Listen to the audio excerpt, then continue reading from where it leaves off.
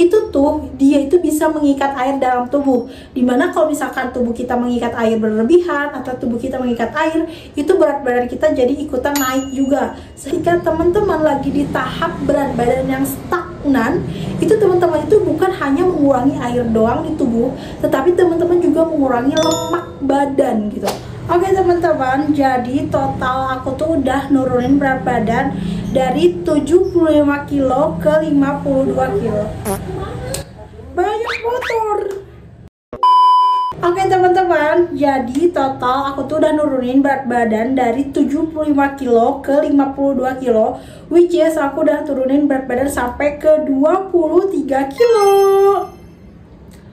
Oke teman-teman, di video kali ini aku pengen ngebantuin teman-teman yang ngerasa kayak ini berat badan aku tuh stuck di sini muka berat badannya, padahal aku sudah diet, aku sudah menjaga pola makan dan lain-lain. Dan ini adalah alasan kenapa berat badan kalian bisa stuck dan apa sih solusi yang bisa bikin berat badan kalian tuh turun lagi kayak seperti kemarin. Let's go. Oke teman-teman, sebelumnya aku tuh pengen ngasih tahu dulu alasan kenapa sih berat badan teman-teman itu stuck gitu ya. Jadi teman-teman, kalau misalkan awal-awal diet, kayak permulaan diet atau opening dari diet, kayak baru-baru diet, sebenarnya kalau turun berat badan itu cepet banget. Tapi ketika teman-teman kayak udah lama dietnya atau kayak udah berbulan-bulan atau lain-lain, itu lambat laun berat badan tuh emang susah banget turunnya. Nah, tuh solusinya gimana sih? Tapi kalau misalkan di sini ada teman-teman yang nonton, "Kak, enggak juga sih, aku baru diet tapi emang berat badannya susah turun gitu.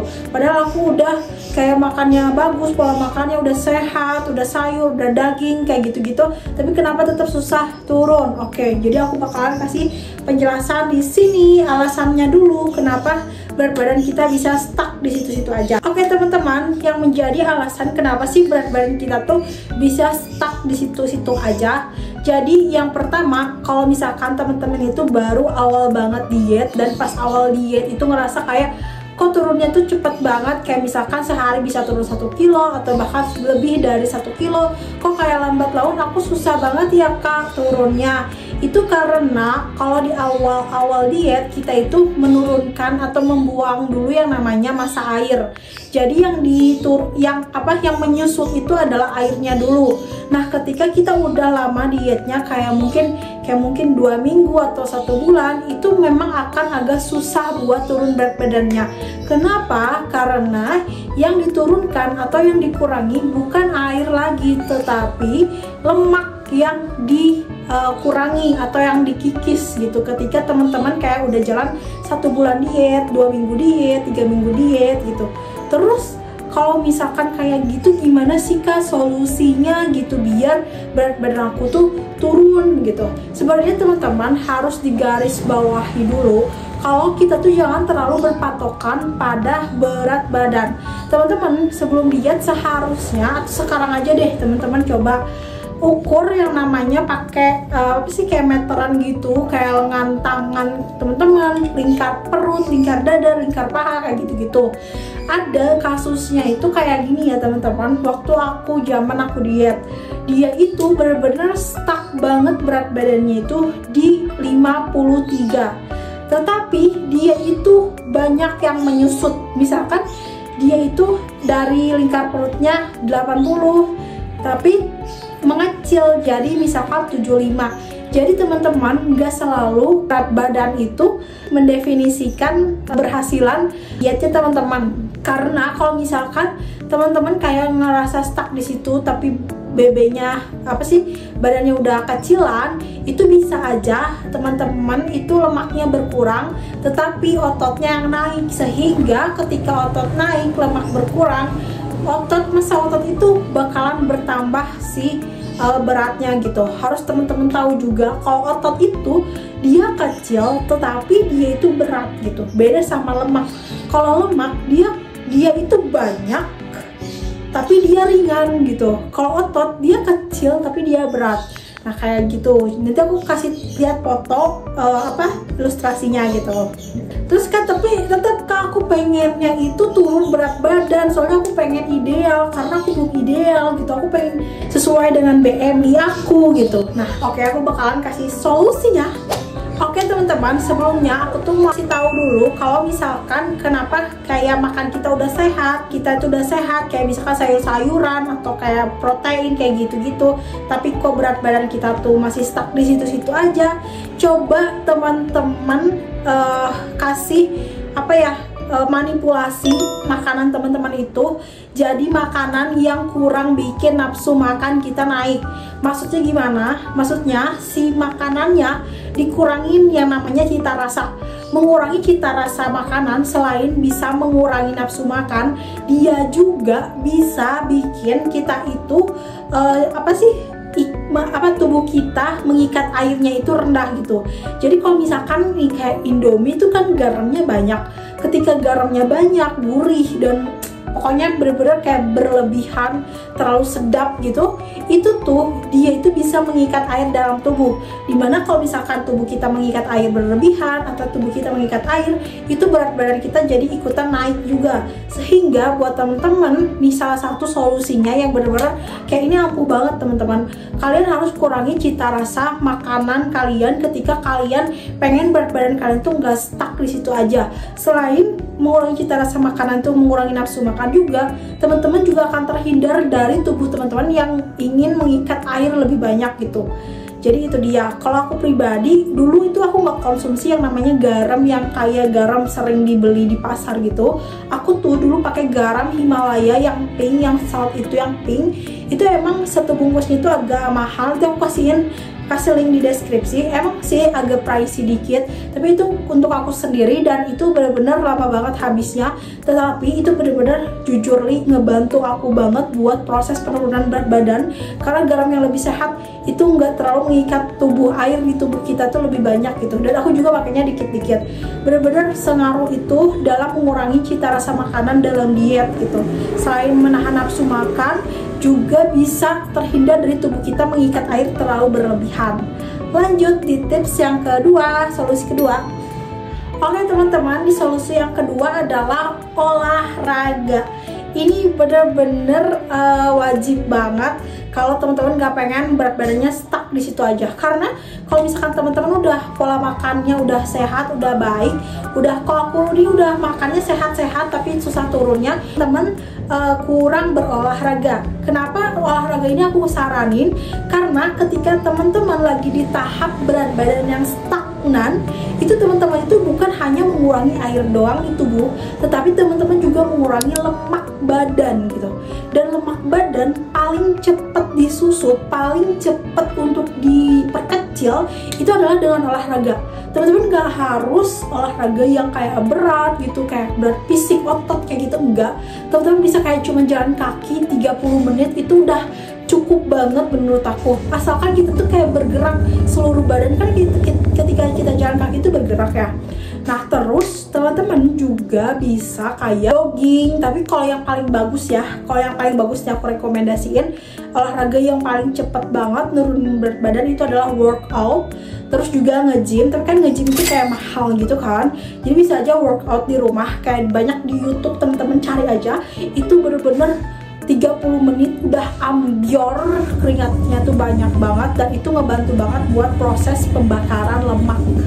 Untuk olahraga, aku sih lebih merekomendasikan kalau misalkan teman-teman benar-benar pengen cepet lemaknya itu terbakar, tersusut, itu adalah workout yang melibatkan massa otot, kayak leg day, kayak gitu-gitu, pokoknya yang melibatkan otot kita gitu.